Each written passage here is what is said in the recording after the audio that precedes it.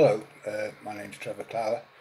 I became an unpaid carer in 1973. My son was born in 1971 with a learning disability, our first child.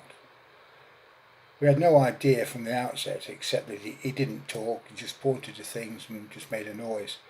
Uh, he had no physical defects, so we put it down to him being a lazy talker. It was nearly 2 when we took him to a nursery, so my wife had a part-time job for a couple of days. Uh, On the second week of the nursery, we went to pick him up on a Friday, and the teacher took us to one side and said our son wasn't playing with all the children the way he should be, and she suspected he had a mental problem. The only advice she could give us is that there was a special school somewhere in Nottingham with a 7-year waiting list, and she had no idea the name of the school or where it was. This was all we had to go on as we left the nursery, numb from the shock of her words. That weekend was the worst weekend of my entire life. No one was open to call to get help, doctors were shut. Always a weekend when you get stuff like this. And everything just fell apart. We cried together for hours, wondering what sort of child we had.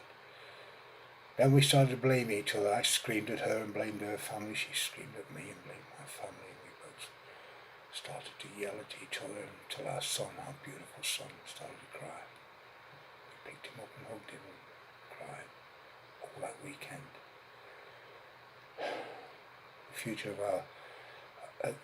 future I had planned for our beautiful son started to disappear, and that light in that tunnel just suddenly went out. No good hoping that he would ever be a professional man, academic, or had a good education. I was thinking he'd ever be a pilot or a scientist or anything like that. His future was completely unknown, along with any of our expectations. What would become of our firstborn son? Our beautiful son. That was scaring me at the time. Having got through the weekend I would never forget. I can remember it like yesterday, even now. We started to make inquiries. I rang work, told them I wouldn't be in for the week. The doctor helped us find the school eventually, and after about a few months basically, we got him into the first special school. We were still walking around like zombies, numb from any thoughts of the future, and our future too. We could only think of all the things my son will not be able to do, and all the things he will miss out on, like playing for England on some sort of a game, or businessman or an inventor. Everything we thought of was something our son will never do. They say if you in outer space, if you scream, nobody can hear you. He developed a big fluffy pillow that you just buried your face in and screamed as loud as you could. Took away a little bit of the pressure for a small amount of time. There was never any respite from our son. There was always something he was doing wrong, or something he shouldn't be doing.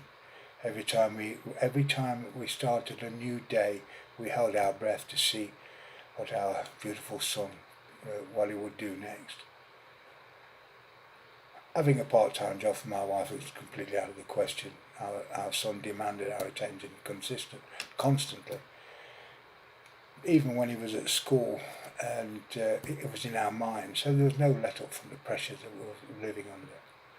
Our social life completely fell apart, mainly because we didn't want to go out and explain to people that our son had a learning disability, so we kept ourselves to ourselves, and we didn't go out with family or friends at all. We went out for walks for ourselves on the park, or even picnics. We did it as just the three of us.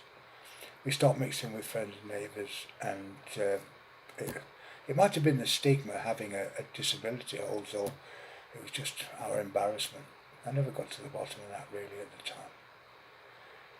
We did find some comfort when we enrolled our son in the second school, a really good special school.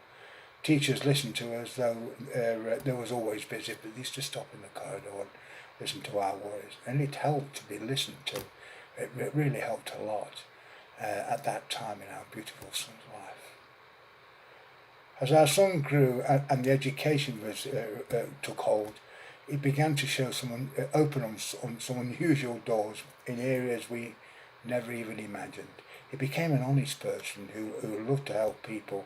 One of his first jobs in the school was to collect all the students who were in wheelchairs, pick them up from their transport and wheel them into the school and get them settled in the classroom.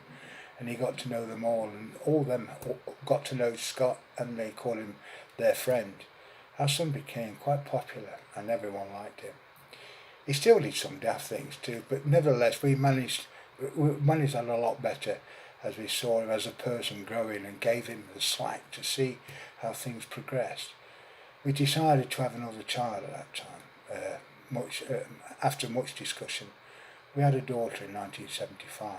She had no signs of a disability, but we watched her constantly in her early years looking for any telltale signs of a disability. When she was 11, she pulled me to one side and asked, "Will I have to look after my brother when I grow up, Dad?"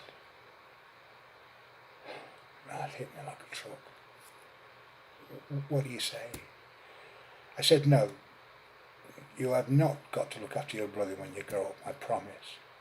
And from that moment, in 1986, I made it my mission to make sure that my son would have every chance to progress to his full development and work and help him and teach him to live as independently as possible.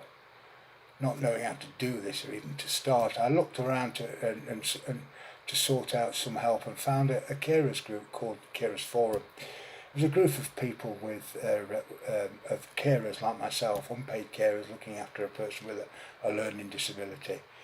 And I went there, basically it was a place for me to unload at the beginning and just unload everything that was on my mind and tell them my worries and everything else. And it was such a God help, such a godsend at that time.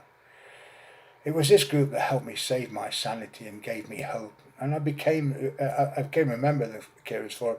In fact, I finished up chairing this group till it lost its funding when Nottingham City Council pulled the money and it folded in 1992.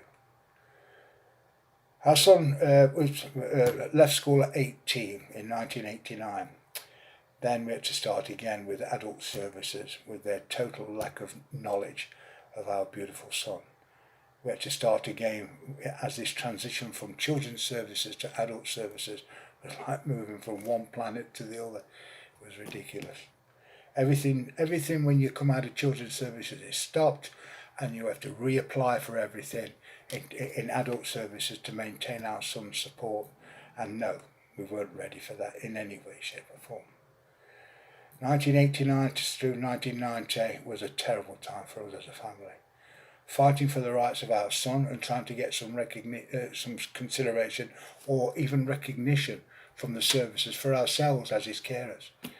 We were not considered on any of the forms we had to fill in, and we were not invited to the many meetings they claimed they had, where they made the decision that our son was too capable and didn't need the support that we as his carers said he needed to enable him to maintain the growth he had shown while he was in children's services.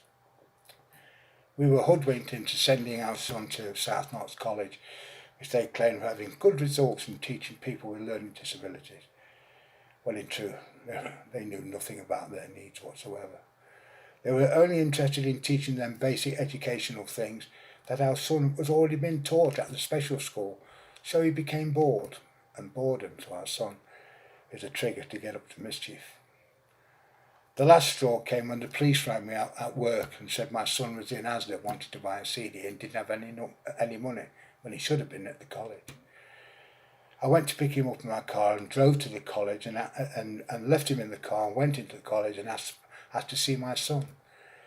They didn't even know I was missing. I left them running around all the corridors trying to find him, and I just got back in the car with my son and drove home. I had no alternative to pull my son out of that college. He'd only been there for 13 months. After a lot of arguing at social services, in fact, they threw me out. The security marched me out of the place. I made such a racket. I went back the next day and finally I got him a placement in a day centre just for 2 days a week, but it was good. I took him down to the day centre, and lo and behold, all his friends from the special school was in the day centre. Where he obviously should have been there in the first place. So anyway, we got him there for 2 days. After 2 weeks, well, halfway through the second week, they rang and they said we're going to have to cut our son down from 2 days down to one, because he was so unruly and too hard for them to handle. A far cry from how he was when he left children's services 13 months earlier. But the day centre stuck by our son, and gradually, over about a year or so, they gradually increased his days up to 5 days a week. Our son did that for a few years, and then he made the decision to have Mondays and Fridays to himself, so we cut it down to 3 days a week at the day centre. He had Mondays and Fridays to pursue activities he had heard of and saw when he came to meetings with me, and he himself representing people with a learning disability. He had a seat on the Nottingham City Learning Disability Partnership Board since 2004. Unfortunately, the board was disbanded in 2016 after Nottingham City Council again pulled the funding, and it's folded. At the Learning Disability Partnership Board, our son had given his opinion as a service user and his views on many of the City Council strategies and support plans. His favourite topic is bullying. He'd experienced it so much. I have seen him work for a month with an advocate to learn how to do a PowerPoint presentation and four sheets of foolscap writing. And he stood up in front of a room full of 45 people at the Nottingham City Learning Disability Partnership Board, and he gave this PowerPoint presentation on bullying. It was great. He never missed a word. The whole room, all 45 people, all stood up and applauded him. So proud. All I did is sit down there and cry. It was gorgeous. It was absolutely unbelievable. It was brilliant. It sat on the board as I did until it was disbanded in 2016. Our son also worked with Nottingham City Care when they wanted to start a learning disability group, and he helped them set that up, and he was on that for quite a while. He still gets up to mischief from time to time. That door will never be shut. It will always amaze me with the most extraordinary things he can do. Not all of them good things, but our son always developing and growing. He's now living independently, and my daughter often visits him with my granddaughter for a laugh and the odd lunch, as she is now married and settled too. So if you come across our beautiful son on your travels through health and social services, say hello. He will have a smile for you, and if you're sitting down for a chat, he'll have a tale to tell you. His name is Scott Clower, and you'll never meet a finer person on this planet.